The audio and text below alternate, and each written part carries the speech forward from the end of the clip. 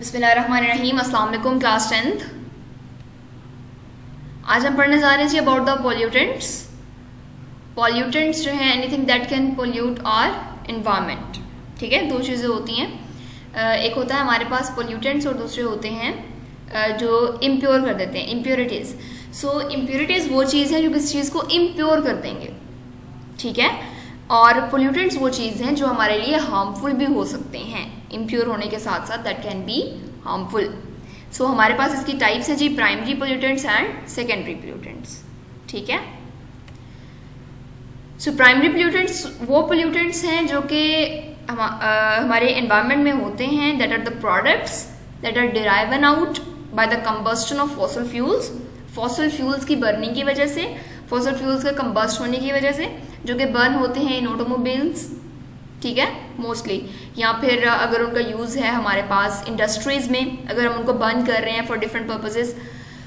इसी तरह से अगर ऑर्गेनिक मैटर जो है उसकी कंबस्टन हो रही है तो वहाँ पर भी हमारे पास जिस तरह के पोल्यूटेंट्स बनेंगे उनको हम प्राइमरी पोल्यूटेंट्स का नाम देते हैं। इनकी एग्जांपल्स बड़ी इंपॉर्टेंट हैं जो कि हमारे पास है जी, ऑक्साइड्स ऑफ सल्फर जिसमें SO2 आ जाएगा, SO3 आ जाएगा, oxides of oxides of carbon जिसमें कार्बन डाइऑक्साइड है एंड कार्बन मोनोऑक्साइड है। Carbon dioxide is not as such a pollutant but in excess it is. ठीक हो गया, अगर ये अपनी नॉर्मल अमाउंट में है, नॉर्मल कॉन्सेंट्रेशन है इसकी इन्वायरमेंट में, तो ये पोल्यूटेंट नहीं है, ये हमारे लिए नुकसानदेह नहीं है। लेकिन अगर ये खास हद से ज़्यादा हो जाएगा, इसकी लेयर थिक हो जाएगी, तो इसकी वजह से बहुत सारे प्रॉब्लम्स आ सकते हैं जिनको हम ग्लोबल वार्मिंग और ग्रीन हाउस इफेक्ट में डिस्कस करेंगे।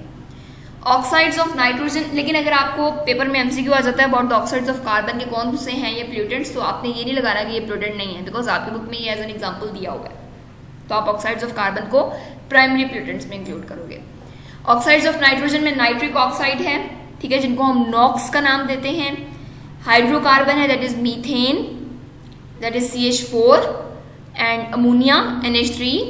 कंपाउंड्स ऑफ फ्लोरीन जो हैं these are also included in primary pollutants. दूसरी हमारे पास जो टाइप है वो है सेकेंडरी पोल्यूटेंट्स की। Secondary pollutants are produced by the various reactions of primary pollutants. ठीक है, सो जब प्राइमरी पोल्यूटेंट्स के रिएक्शंस होंगे, उन रिएक्शंस के नतीजे में जो पोल्यूटेंट्स बनेंगे उनको हम सेकेंडरी पोल्यूटेंट्स का नाम देते हैं। ठीक हो गया, इसके एग्जाम्पल में हमारे पास सल्फ्यूरिक एसिड है जो कैसे बनेगा, by the reaction of sulphur dioxide या सल्फर ट्राइऑक्साइड विद वाटर। ठीक है, इसी तरह से कार्बोनिक एसिड है तो वो कार्बन डाइऑक्साइड और वाटर के रिएक्शन से बनता है। सो कार्बन डाइऑक्साइड क्या है, प्राइमरी पोल्यूटेंट। इस तरह से सल्फर ऑक्साइड क्या है, प्राइमरी पोल्यूटेंट। तो प्राइमरी पोल्यूटेंट जब वाटर के साथ रिएक्ट कर रहे हैं, इस तरह से सल्फर डाइऑक्साइड जब रिएक्ट कर रहा है तो सल्फ्यूरिक एसिड बन रहा है, कार्बन डाइऑक्साइड रिएक्ट कर रहा है तो कार्बोनिक एसिड बन रहा है, इस तरह से नाइट्रोजन के ऑक्साइड से नाइट्रिक एसिड बन रहा है, फ्लोरीन के कंपाउंड से हाइड्रोफ्लोरिक एसिड बन रहा है, दैट इज HF। देन इस तरह से ओजोन है और पेरोक्सी एसिटाइल नाइट्रेट जिसको हम पैन का नाम देते हैं। ओजोन यहाँ पर एक जो है वो इंपॉर्टेंट इसकी बात ये है कि ozone is not a pollutant if it is in stratosphere. जिस तरह से हमने लेयर्स ऑफ एटमॉस्फेयर को डिस्कस किया था उसमें हमने कहा था कि जो हमारे पास स्ट्रेटोस्फीयर है और उसका जो मिड है, मिड स्ट्रेटोस्फीयर जो है उसमें ओजोन पाई जाती है। तो वहाँ पर जो ओजोन है वो हमें UV लाइट से, UV रे से प्रोटेक्ट कर रही है। लेकिन अगर ओजोन हमारे इन्वायरमेंट में आ जाए जिसमें हम रह रहे हैं, यानी अगर ये ट्रोपोस्फेयर में आ जाए, then this is a pollutant. ठीक है, so ozone is a pollutant if it is in the air in which we live, in which we breathe. ठीक है, if it is in troposphere. But अगर ये stratosphere में है, ये mid stratosphere में है, then it is not a pollutant. Sources of air pollutant की बात करते हैं। सोर्सेज ऑफ एयर पोल्यूटेंट्स में हमारे पास है जी कि 99% जो हमारा एटमॉस्फेयर, 99% में हमारे पास नाइट्रोजन है और ऑक्सीजन है, और भी बहुत सारी गैसेस हैं जो कि माइन्यूट क्वांटिटी में है। Either they are in minute quantity, either they are the minor constituents, बहुत थोड़ी अमाउंट में, लेकिन फिर भी वो हमारे लिए हार्मफुल हो सकते हैं। ठीक है, तो लास्ट 60 ईयर्स में इन लिमिट्स में बहुत ज़्यादा क्रॉस हुआ है एयर पोल्यूटेंट्स के लिमिट में, because of the human activities. Oxides of carbon के सोर्सेज की बात कर लेते हैं। दो सोर्सेज हमारे पास, एक नेचुरल है और एक आर्टिफिशियल है। नेचुरल यानी नेचुरल किसी प्रोसेस की वजह से, आर्टिफिशियल यानी ह्यूमन एक्टिविटीज़ की वजह से।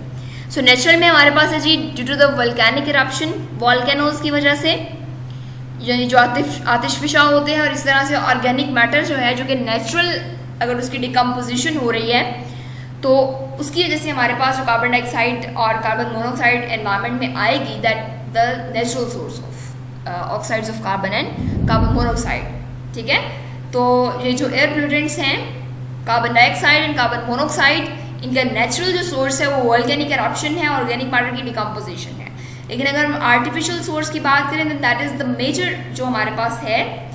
आर्टिफिशियल सोर्सेज में भी जो मोस्ट मेजर है कंबस्टन ऑफ फॉसिल फ्यूल्स है।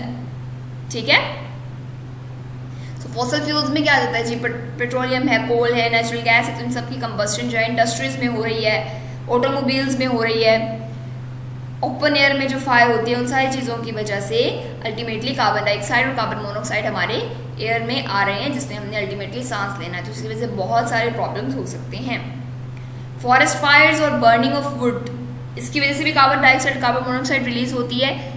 लेकिन हमें पता है जी कि अगर एक्सेस ऑफ एयर मौजूद नहीं होगी, एक्सेस ऑफ ऑक्सीजन सप्लाई नहीं होगी, तो हमारे पास जो एमिशन होगी वो कार्बन मोनोऑक्साइड की ज़्यादा होगी इंस्टेड ऑफ कार्बन डाइऑक्साइड। इसका रीज़न ये है कि अगर आप लोगों को याद हो तो हमने मीथेन की कंबस्टन पढ़ी थी in limited supply of oxygen, तो लिमिटेड सप्लाई में कार्बन मोनोऑक्साइड बन रहे थे, तो carbon monoxide that is much much much more dangerous than carbon dioxide. Carbon monoxide जो है बहुत ज़्यादा डेंजरस है। ठीक है, सो इमिशन ऑफ कार्बन मोनोऑक्साइड जो है वो डोमिनेट हो जाएगी अगर जो सप्लाई ऑफ ऑक्सीजन है वो लिमिटेड है। सो आप लोगों ने लर्न करना है जी primary and secondary pollutants and oxides of carbon. Next lecture में हम डिस्कस करेंगे about global warming and greenhouse effect. Thank you.